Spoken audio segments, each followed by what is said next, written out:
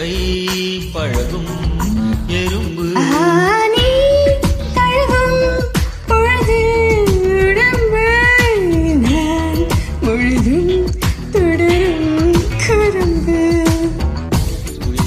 சூடிச் செல்லும் பூக்காடு